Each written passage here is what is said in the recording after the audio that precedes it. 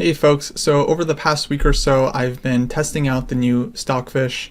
Stockfish 11 was just recently released, and I wanted to see how it would compare to other engines like Komodo and Lilaches.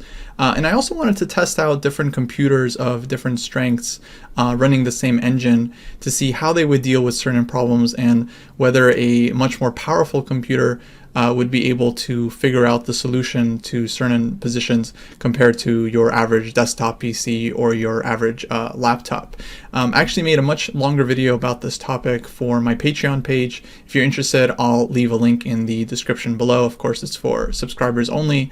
But for this video, I just wanted to share some broader insights and advice about analyzing with engines in general, because I know a lot of players are often very interested in that, and being able to effectively utilize engines can really be extremely useful for your own chess improvement and understanding.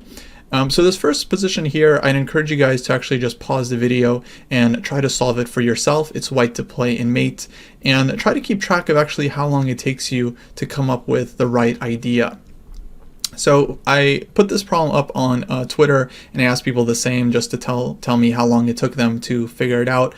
And there was quite a few players of varying strengths, anywhere from 1800 USCF all the way up to stronger players like international masters and so on, who were able to find the solution to this problem quite quickly. 10 seconds, 15 seconds, 30 seconds. A lot of players were able to figure it out in under a minute.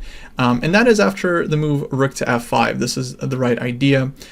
Basically, the point is white is trying to play rook to h5 and target the h7 pawn.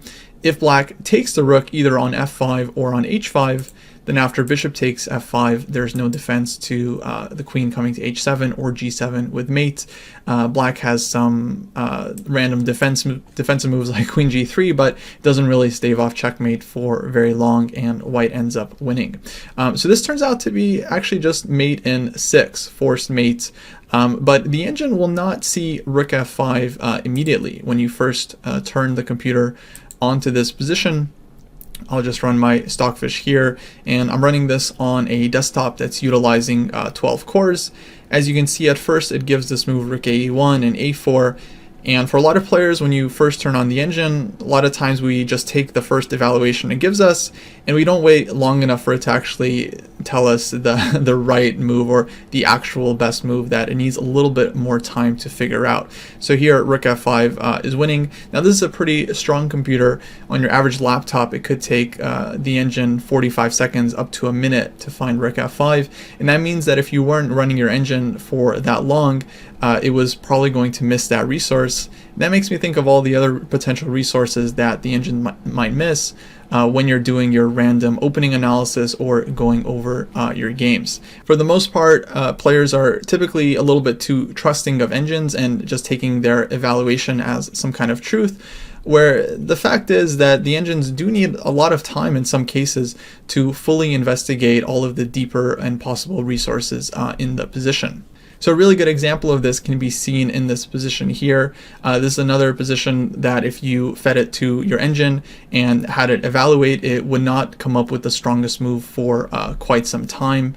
But if you were to feed your own ideas into the engine and force it to calculate moves that you think might be interesting or some kind of thematic ideas, then I believe that you would actually be able to come up with the solution much faster. So this is kind of an opening position. It comes from a French defense.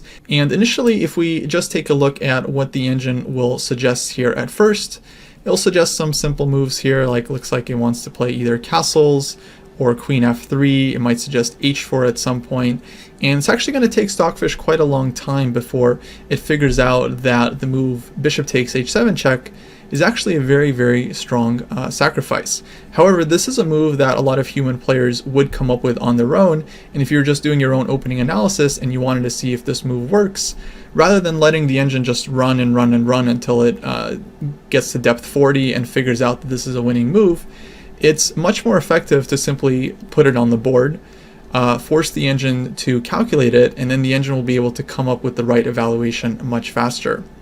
So here the idea was to give queen h5 check, black goes back king to g8. And now this would be a much better position to simply let your engine run and do its analysis. Now that you've kind of forced it to really calculate the sacrifice, now it's going to be considering all kinds of different ideas to make the sacrifice work. And after a little bit of time, Stockfish is actually going to figure out here that the move castles queenside is leading to a pretty much irresistible attack. White's follow-up from there is to play the move rook to f1, followed by rook f3, rook h3. And this is a very slow but pretty deadly rook lift that engines just don't anticipate ahead of time. Really takes them a lot of time to figure out that black has no reasonable defense to this resource. And if we just put it on the board here after castles, initially the best defense is given as knight to e4. Here the key move for white is rook f1. Currently the engine doesn't really see this move, but as soon as we put it on the board, the engine is quickly going to start calculating more and more and quickly figures out this is actually a winning line for white. First, okay, it's going to give g6 as not so clear, but if we put g6 on the board, queen to h4, the longer it runs in this position, the more we'll realize that white's advantage here is pretty overwhelming. And so this brings up an interesting point about how to do effective analysis. And I think, again, the main thing here is that rather than trying to upgrade your PC or rent out some kind of strong cloud engine to do your analysis for you, it's really just more effective to try to come up with human ideas, feed them into the engine, force the engine to calculate these lines, and then see what kind of ideas it comes up with.